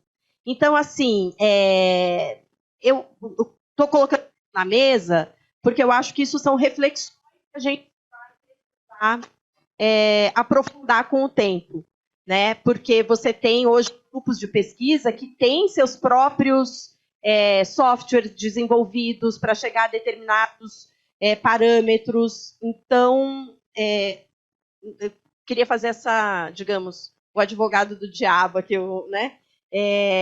Porque senão a gente está empoderando, de alguma maneira, sob a correta preocupação de proteger os dados e impedir vazamento e mau uso de dados, nós estamos colocando dentro da plataforma uma restrição do tipo de análise que você faz dos dados, né? Então, porque senão a gente, né? Como é que o Facebook vai desenvolver, por isso eu estou usando o nome do Facebook, poderia ser qualquer outra. Eu quero atingir um determinado objetivo, eu vou ter que pedir para a plataforma desenvolver o software, a análise, os parâmetros. Então, é um pouco complicado. O Orlando vai ficando por hoje, mas daí ele pega todos os pepinos para resolver. Não, mas eu acho que um dos méritos da proposta do modelo europeu é que ele não diz os dados, ele não diz, né? Ele não diz assim, é só dado demográfico, é dado de como funciona o algoritmo, não diz nada. Ele fala acesso a dados. Então você faz o seu desenho de pesquisa e você faz a solicitação. Se tiver na API, ótimo, vai te dar acesso à API. Se não tiver na API, ela que se vire, né? Eu acho que esse é um modelo interessante porque ela permite ao pesquisador inventar dados e formas, informações, e não é só dado, né? Pode ser informações, às vezes informações de como funciona, cabe a nossa, digamos, a nossa criatividade de investigador, né? Imaginar que tipo de informação é interessante para fazer a solicitação. E a empresa, no modelo europeu, ela pode falar, não posso te dar isso por segredo comercial, porque viola meu sigilo comercial, né? Meu interesse, o meu segredo industrial. Ou então viola dado. Mas ela, quando ela nega, ela tem que pensar um jeito de, atendendo aquela pergunta de pesquisa, oferecer um dado alternativo que responda, pelo menos em parte, aquela pesquisa. Então não tira ela do comodismo e falar, isso aqui eu não posso te entregar. Ela tem que ajudar, olhando para aquele projeto de pesquisa, e fazer uma oferta alternativa, que eu acho que é um desenho de processo muito interessante. Sim. Inclusive, na primeira formulação que nós fizemos, do mecanismo de acesso a dados para pesquisa, a opção foi de colocar um rol descrevendo, ou elencando, na verdade. É um rol, digamos assim, descritivo, não é um rol taxativo. Deveria oferecer informações, pelo menos aí elenca, como forma de situar certos... Quando você coloca na lei um rol descritivo, você dá mais força para exigir, digamos assim, a informação, mesmo sabendo da ressalva do segredo industrial, comercial. Parece que ela ressalva limites técnicos. Ressalvar os limites técnicos é um horror, um inferno, porque pode virar qualquer coisa, vira um limite técnico para oferecer uma determinada informação. Mas eu concordo que é um tema aberto, mas que a gente precisar o quanto antes. Sou daqueles, Renata, que lei que versa sobre tema tecnológico, tecnologia tem que ter abertura para ser compatível com as inovações, né? Nessa matéria especial, eu acredito que, no mínimo, temos que ser o mais preciso possível. Por quê? Porque aqui, a minha impressão é que muita resistência virá. Nós não experimentamos ainda o DSA. Nós não sabemos exatamente como as Big Techs vão se comportar, porque a vigência, a eficácia plena da lei não foi dada. Meu palpite, minha intuição, aliás, eu já vivi experiências, a Renata sabe disso, de requerer informações como parlamentar a essas empresas, e é surreal as respostas que chegam, absolutamente evasivas.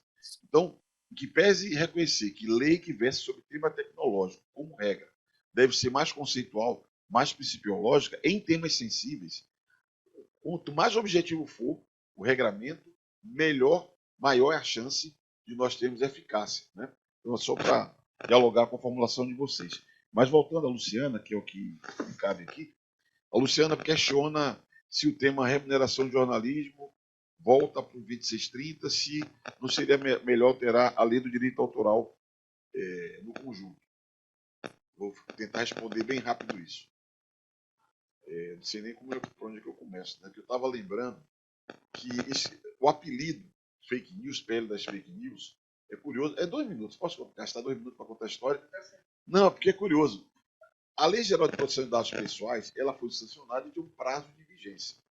Logo que ela entrar em vigência, a LGPD, eclodiu a pandemia, a Covid-19. E o que acontece? O ministro Toffoli, à época presidente do Conselho Nacional de Justiça, fez um pacote de medidas que deveriam ter suas vigências adiadas, a entrada em vigência adiada, e mesmo algumas leis suspensas em função das particularidades da pandemia. E danou que isso ia impactar justamente na LGPD, que já tinha tido sua vigência adiada na medida provisória que criou a Autoridade Nacional de Proteção de Dados Pessoais, que eu relatei também e eu consenti com aquele adiamento.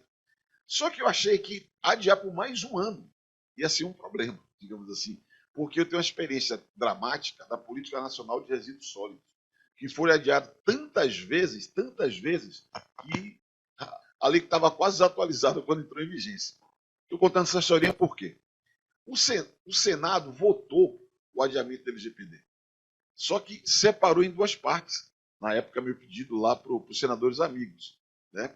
Separou a vigência da lei do prazo a partir do qual as sanções seriam aplicáveis. E o que é que nós fizemos na Câmara? Nós retiramos o adiamento da vigência da lei e devolvemos ao Senado só com o adiamento do prazo a partir do qual as sanções seriam aplicadas. Para a lei entrar em vigência e ter um período de transição, digamos assim. Seria uma segunda vacácios legis para que nós não perdêssemos o prazo de vigência ainda no ano 2020. Chegando no Senado, o senador não tem tanta paciência quanto o deputado para ler no detalhe os termos, né? Porque a condição dele é uma condição um pouco diferente da condição dos deputados. Eu procurei os senadores amigos e apelei para que me ajudasse a manter o texto da Câmara, não derrubá-lo. E o senador escolhido por nós, que foi um líder, um guerreiro, que conseguiu manter o texto da Câmara, derrubando a posição do Senado, ele não era muito afeito ao tema de proteção de dados pessoais e privacidade. E ele se agarrou na ideia de que aquela lei iria enfrentar as fake news. A LGPD seria importante para acabar com as fake news, era o discurso do plenário. Isso contagiou o plenário, todo mundo se animou com aquilo. E assim que nós conseguimos a vitória, mantivemos a vigência da LGPD, só que ficou o ambiente, a expectativa de combater fake news. Rapidamente se percebeu que não era exatamente assim a formulação, e aí um debate que estava na Câmara dos Deputados, o Pablo e a Renata participam desde então, apresentado pelos deputados Felipe Rigoni e Tabata Amaral, eram os autores originários dessa proposta, migrou para o Senado, porque a passagem desse debate no Senado criou um climão. Vamos enfrentar as fake news. Por isso que em 3 meses, a etapa 2 da guerra do Senado contra as fake news foi votar o PL 2630 do senador Alessandro Vieira, que é do gabinete compartilhado à época com a Tabata e com o Rigoni. Eu estou contando essa história toda por quê? Porque no curso desse debate apareceu a ideia de combater a desinformação. Porque fake news é uma palavra meio imprecisa, né? Porque se é fake não deveria ser news, mas enfim. A desinformação. E no bojo da ideia de combater a desinformação surgiu o debate sobre valorização do jornalismo profissional. É um outro tema, digamos assim, mas é dado que cresce o deserto de notícias, a fragilização das mídias tradicionais é olhos vistos. Quem já foi 20 anos atrás na redação e volta hoje, e não é só home office, é outra realidade que as mídias tradicionais vivem hoje. A mesma audiência, todas as mídias tradicionais, a audiência já é outra. Então, isso é um dado da vida. E há uma leitura, que eu concordo, que parte disso é explicado pela coleta e tratamento de dados pessoais, que permite a customização da publicidade digital. E há uma assimetria, as próprias regras não são impactadas do mesmo modo da mídia tradicional com as mídias sociais, e isso produziu um esvaziamento do financiamento, que é parte da explicação das dificuldades da mídia tradicional. Daí vira o debate de remuneração do conteúdo jornalístico. A Renato fez referência à Austrália e ao Canadá, que particularmente tem enfrentado esses temas.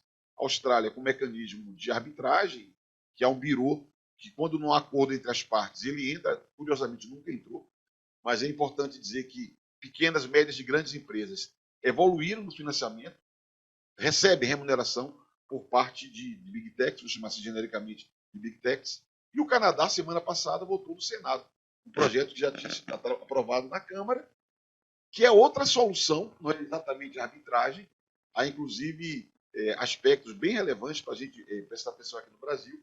A Austrália viveu uma chantagem das Big Techs, que ameaçou suspender a sua indexação, Google em particular, voltou atrás. O Canadá vive nesse instante, ao anúncio de mais de uma das Big Techs afirmando que vão suspender a indexação, e esse anúncio também já foi feito aqui no Brasil. Se provar, vai acontecer. Com a gravidade, na minha visão, de que o mercado brasileiro não é um mercado canadense.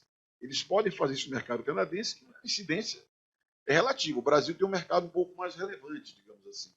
Então, eu acredito que essa chantagem tende a ter pouco efeito. De todo modo, nós acrescentamos há 2 anos esse tema e, recentemente, uma mobilização de artistas reivindicam a remuneração por direito autoral de veiculações de suas obras em plataformas digitais. Né?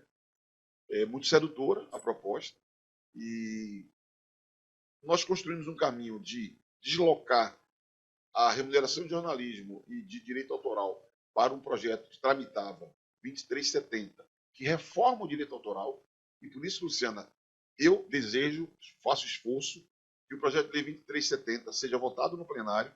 O relator é o deputado Elmar Nascimento, que me antecipou, que vai votar no dia 8 de agosto.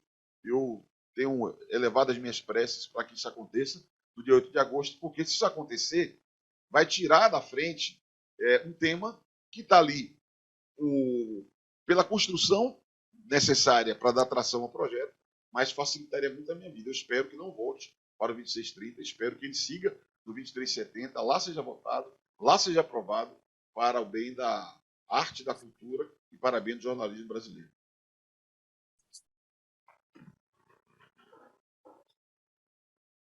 Tem mais uma perguntinha? Você aguenta? Testou de manhã, já do almoço. Deixa ele estar desligado.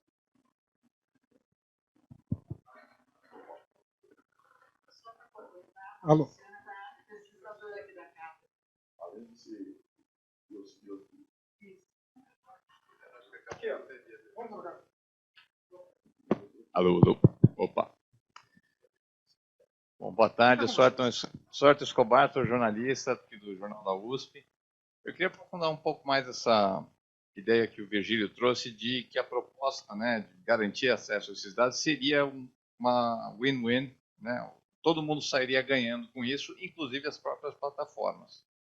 Eu queria ver, talvez, primeiramente do Pablo, de quando havia esse acesso, antes da Cambridge Analytica e mais recentemente com o Twitter, após a venda para Elon Musk, como é que era essa relação? Se as empresas anteriormente enxergavam essa relação com a academia como algo benéfico também para elas, e se nas discussões do PL agora, e o deputado pode trazer essa informação, se existe alguma objeção explícita das plataformas a esse ponto em especial dentro do projeto de lei, né? Ou se elas talvez enxerguem também isso como algo benéfico para elas.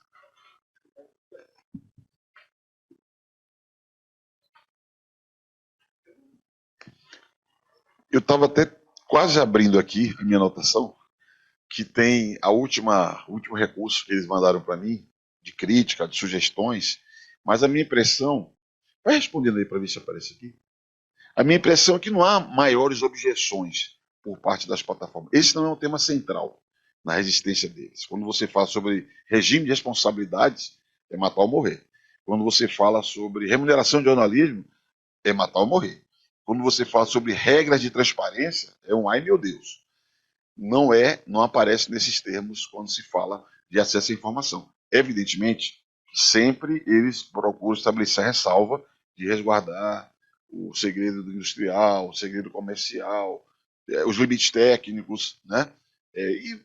Eu insisto, em alguma maneira, de algum modo, eu compreendo certas razões, porque, ao fim e ao cabo, é um setor de disputa acirradíssima de mercado. Você tem setores que são monopolísticos, né? Mas, ainda assim, há uma disputa brutal entre eles. Então, não tem a menor dúvida que eu compreendo o lugar deles, né? E tento fazer as mediações levando em conta isso. Mas não diria que aqui seja um foco, um núcleo central de resistência deles. O que eles querem é estabelecer certos parâmetros. É porque a Renata falou uma coisa que é verdade. Há inúmeros núcleos de pesquisa incubados nessas big techs que reúne muita inteligência, mas não reúne toda a inteligência. Então, de algum modo, a inteligência externa às big techs também, a crítica feita, seguramente pode oferecer oportunidades para eles também.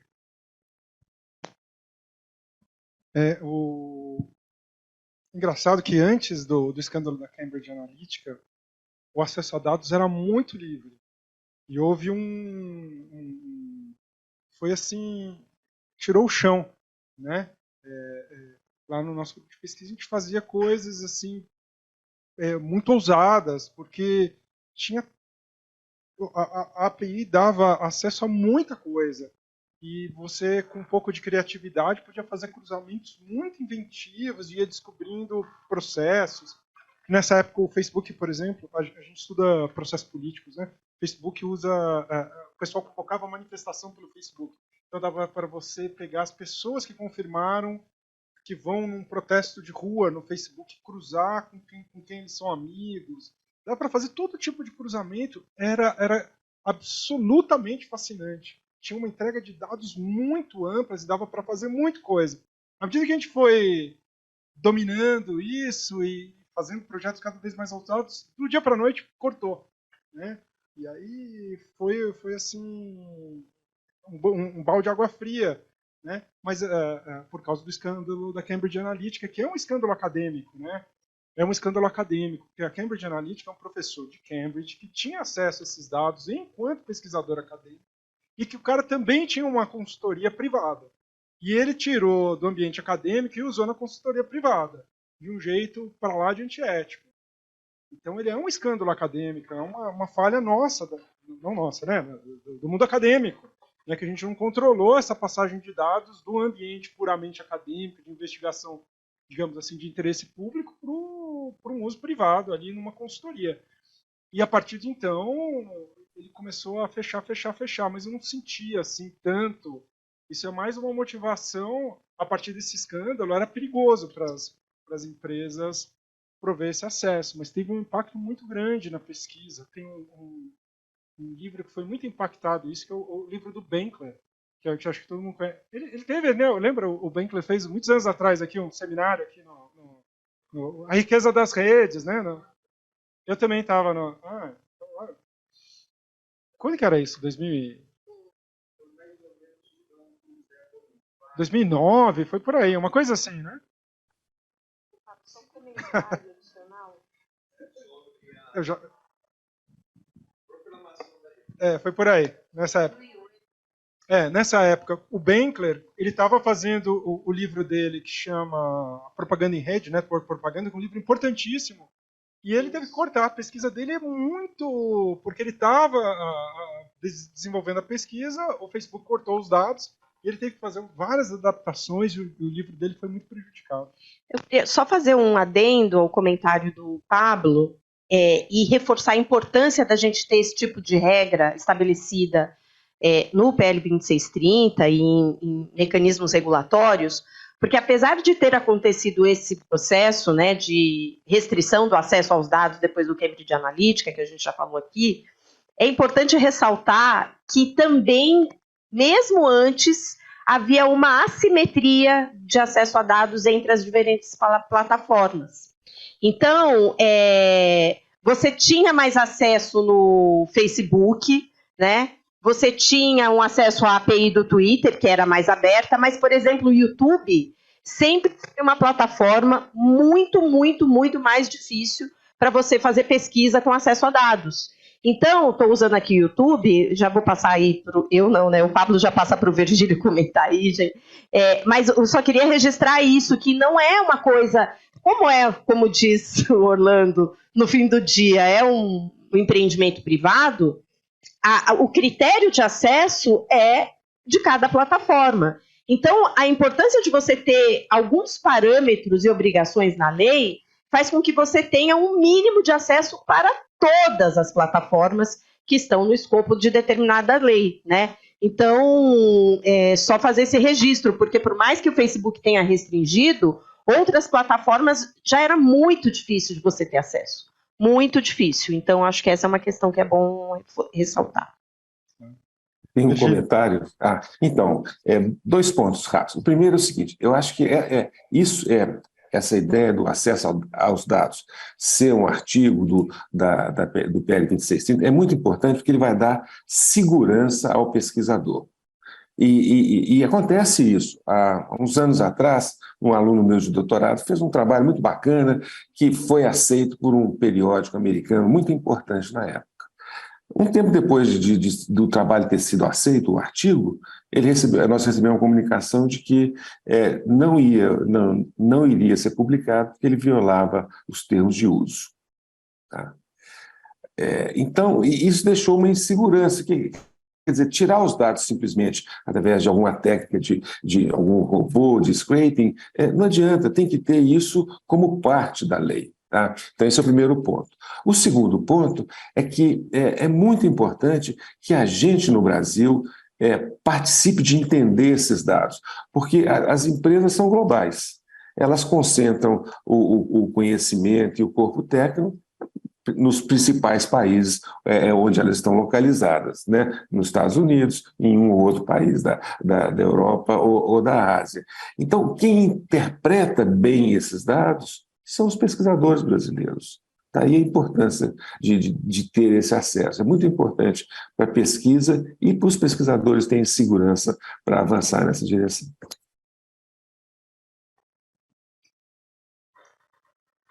Gente, eu acho que é isso. Opa. Nós temos mais duas? Em 2004. Nossa. Não, mas eu acho que esse foi depois de 2004, hein? O seminário que a gente fez aqui no IAA com o professor Henry. Foi em 2008. Foi por aí, 2004, 2008. E Simon. Obrigado. Eu queria agradecer a todos. Aprendi muito hoje sobre o tema específico. Obrigado, Orlando, por ter vindo. Obrigado, Renata, Pablo, Virgílio. Ouvindo vocês falando, eu não tenho nada a contribuir especificamente sobre o tema que vocês dominam aqui. Mas me veio a ideia e da fala de todos vocês, da falta de transparência, da questão econômica, da questão de segredo, e, sobretudo, quando você fala dos interesses difusos, eu pergunto um pouco e submeto a reflexão de vocês se o dado das plataformas já não teriam deixado de ser um dado puramente privado e de interesse exclusivo de quem os detém transitoriamente. Se não haveria uma outra dimensão, fazendo um paralelo com o direito dos titulares na LGPD, se esse direito ou os direitos sobre esses dados não estariam numa outra dimensão, com outro grau de interesse. Eu falo isso linkando a uma fala. Semana passada eu estava na Eurodig, na Finlândia, um dos expositores, que eu não lembro o nome, ele falou o seguinte: muito se falou que os dados pessoais são um novo petróleo. Mas isso já é uma conversa velha, porque na verdade está provado que era um novo plutônio, porque ele pode causar danos atômicos, né? Assim, danos comparáveis ao de uma bomba atômica. Tá? Então, só faço esse comentário em nome da casa, da qual sou coordenador adjunto do nosso querido Eugênio Butti, para agradecer a presença de vocês todos. Eu acho que foi muito oportuno e elucidadora de muitos aspectos importantes. E uma coisa, Orlando, eu vejo que, ainda bem que a gente falou muito pouco de fake news, né? Infelizmente, você contou agora, foi muito bom essa tua passagem aqui histórica, relevante, que o debate está muito além disso, né? E a riqueza e a importância do tema das plataformas extrapola sobremaneira interesse específico da desinformação. Né? Então, obrigado a todos, eu agradeço e passo aqui para o meu coordenador principal. Obrigado, Luiz Fernando. Gente, na verdade, eu só queria agradecer ao professor Ari Plonsky. Acho que o Demi ainda está aqui, não. Demi Guettico, deve estar no carro. Demi Guettico é um patrimônio, né, da história da internet no Brasil. Luiz Fernando, Magali, nossa professora pós-doc na cátedra, presença do jornalista, repórter Erdo Escobar, um grande nome da imprensa, com muita coisa importante, está num projeto muito importante aqui no Jornal da USP.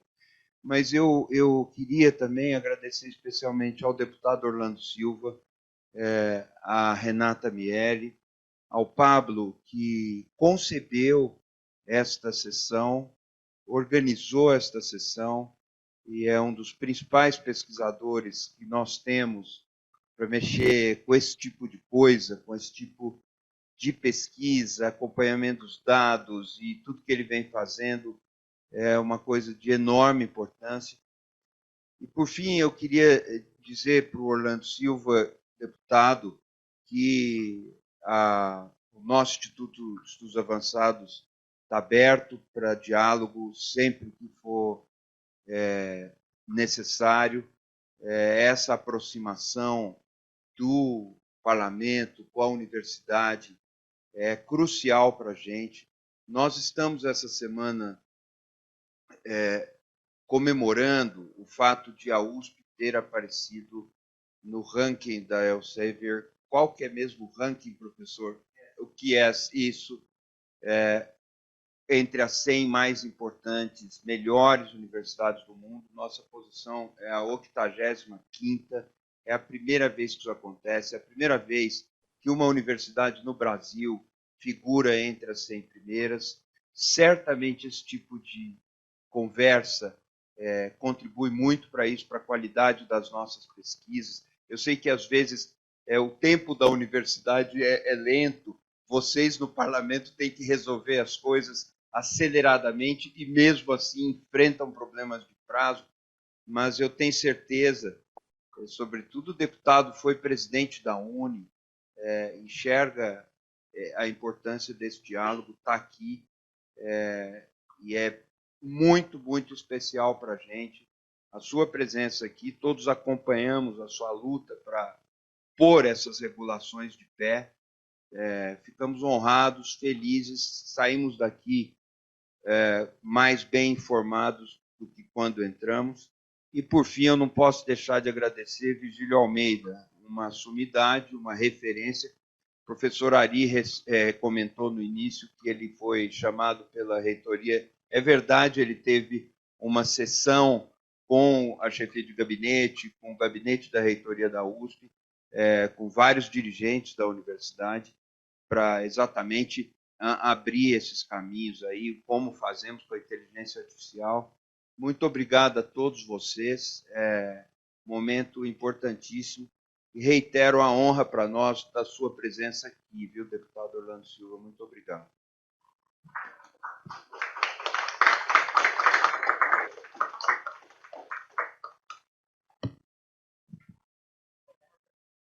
Espera aí, a Renata pede aqui uma rodadinha de despedida, então vou... tem uma propaganda. Desculpa, gente, eu pedi uma rodada de despedida, primeiro porque eu preciso agradecer, em nome do Comitê Gestor da Internet no Brasil, a realização dessa atividade, agradecer mais uma vez a parceria com o EA e com a USP. Eu acho que isso engrandece muito, né, o CGI e contribui para que a gente possa cumprir nossa missão, que é aquela de estabelecer diretrizes para o uso e desenvolvimento da internet no Brasil. E, nesse sentido, queria fazer a propaganda de que o CGI está com uma consulta pública aberta sobre regulação de plataformas digitais, uma consulta que tem um escopo muito mais amplo, especificamente o que está colocado no debate do PL 2630.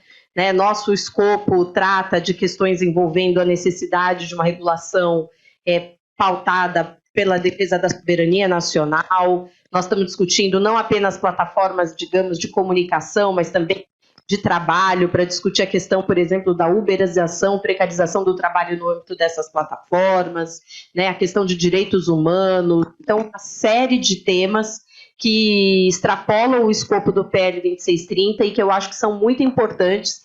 Por isso, seria fundamental que a universidade, os grupos de pesquisa, os pesquisadores individualmente, qualquer pessoa pode participar da nossa consulta pública. Inclusive, não é obrigatório que sejam preenchidos todos os eixos da consulta. Então, se você tem uma pesquisa, um trabalho que é direcionado a uma área específica do que está na nossa consulta, por favor, vá lá, contribua, é muito importante, porque esse tipo de pesquisa nos ajuda a refletir sobre desafios tão importantes que são colocados hoje em dia e que estão no campo do debate da regulação das plataformas digitais. Então, queria agradecer mais uma vez a oportunidade e o CGI está aí aberto e disponível para sempre participar de qualquer tipo de diálogo. Eu também quero agradecer a oportunidade, agradecer o Pablo pela iniciativa, o professor Virgílio pelo aprendizado, a Renata pela companhia, agradecer o Instituto, o professor Ari, a Eugênio e Luiz Fernando, todos que participaram desse debate. E eu acredito que a universidade pode dar ainda contribuições em um tempo mais rápido possível do que a política. E eu acredito que já temos um desafio no horizonte. Eu queria deixar a provocação, me permita, Pablo, professor Ari, que aqui se nucleie um debate acerca da regulação sobre inteligência artificial. A União Europeia, porque ainda essa semana eu estava falando, tem dois caminhos que o mundo conhece, que eu conheço, sobre regramento que envolve essas possibilidades tecnológicas. O caminho americano e o caminho europeu. O caminho americano combina muito com a natureza, da forma como foi estruturada aquela nação, que é muito próprio deles, digamos assim. Né? O caminho europeu tem um assento regulatório mais forte. E talvez se aproxime mais das necessidades do Brasil, e eu me filio a esse caminho, em que pese trabalhar para tropicalizar, digamos assim, o regramento que eles lá estabelecem. E nesse pacote tecnológico, depois do GDPR, que versava sobre dados pessoais, e aqui, professor Fernando, o debate aqui diz respeito não apenas aos dados pessoais, né, a um conjunto de informações que são coletadas, agregadas, que são muito importantes para o desenvolvimento das iniciativas acadêmicas, e depois da regulação, que lá foi feito num patamar que considera adequado, do mercado e do serviço, do mercado para olhar e ver a concentração de capital que existe em determinadas atividades é brutal. Isso também vai ter consequências, né, na economia global. A próxima etapa diz respeito à etapa da inteligência artificial, e já há um rascunho elaborado por eles, votado, aprovado por eles, preliminarmente no plano regional, que deve avançar num prazo breve para etapas nacionais. Minha impressão é que vai avançar um pouco mais rápido do que foram as outras experiências, porque quando foi destacado a inteligência artificial das regras de serviço de mercado, foi destacado, foi estruturado em paralelo ao que evoluiu essas leis aqui, e houve a oportunidade de acúmulo de tempo, acúmulo de conhecimento, que pese ser um universo meio enigmático ainda, na minha percepção. E eu temo, o Brasil, para vocês terem ideia, já aprovou na Câmara uma regulação para a inteligência artificial. A época que passou por lá, eu olhei assim, optei por ficar em silêncio. Mas como era absolutamente genérico, na minha percepção, era placebo, digamos assim, não ia ter impacto em nada. Melhor do que algo que incidisse e tivesse um impacto maior. Já o Senado, com a comissão de juristas, elaborou um relatório com 900 páginas, e é um trabalho de vulto, para usar a palavra dita aqui pelo Pablo Hortelado, é mais robusto. Eu tenho recomendado cautela, porque nós não somos protagonistas no tema inteligência artificial. Nós somos mais consumidores. E nós sermos os protagonistas do plano internacional de uma matéria tão complexa como essa. Mas eu acredito que o Instituto, que é a Universidade de São Paulo, pode atentar aos processos, um núcleo talvez multidisciplinar, que envolvesse muitas inteligências daqui da casa, poderia ajudar muito as reflexões do Brasil e do parlamento, para que nós evitemos barbeiragem, digamos assim. Porque uma barbeiragem da matéria como essa é crítica, e é um tema que é muito difícil, muito duro. Tem um site americano que eu não conhecia, conheci agora, chama The Conversation, que é um site muito interessante e fui apresentado a ele pelo Antônio Martins, que traduziu, publicou segunda-feira, um diálogo ou uma análise sobre o impacto que a inteligência artificial pode ter nos processos políticos. E ele descreve lá, dois autores, dois pesquisadores de Harvard, descreve lá os riscos. É espetacular, mas é ameaçador. Então, professor, fica registrado aí a provocação de quem sabe nós, se já não tivermos, que nós tenhamos uma oportunidade que assim vocês possam fazer um aporte à política para que a gente... Nós temos um grande centro que está ligado ao IAI, que é o C4AI, que é o principal. E qualquer pessoa pode ter acesso? Eu posso me inscrever lá para saber das discussões. Eu vi outro dia o professor Glauco Arbix fazendo uma entrevista, inclusive. Pronto, que foi meu professor, Glauco Arbix, ele fazendo uma belíssima entrevista sobre inteligência artificial. Já entendi, já tem um caminho para procurar. Obrigado, tchau, Orlando, professor. e o CGI, inclusive, que possui um convênio, CTI, CGI, FAPESP, fez agora uma chamada, um edital para dar recursos para 8 centros de pesquisa no campo de IA. Então, nós também estamos preocupados com esse assunto. Bom, gente, muito obrigado a todos pela participação. O Virgílio. Você recebeu nesse momento. Peraí. Eu já recebi, já dei um like ali no teu... O Orlando me mandou aqui a versão atual do texto. Vou compartilhar aí com todo mundo em breve. Virgílio, umas últimas palavras, né? Eu agradeço aí esse debate, né, liderado pelo deputado Orlando Silva, que tanto conhece da Câmara quanto dessa dificuldade dessas legislações que abordam temas tecnológicos. Foi ótimo, aprendi muito com as visões práticas dele dentro da Câmara e com a Renata e com o Pablo pelas várias ideias. Muito obrigado a vocês pelo convite, gente. Boa noite a todos. Boa tarde ainda, né? Boa tarde a todos. Tchau.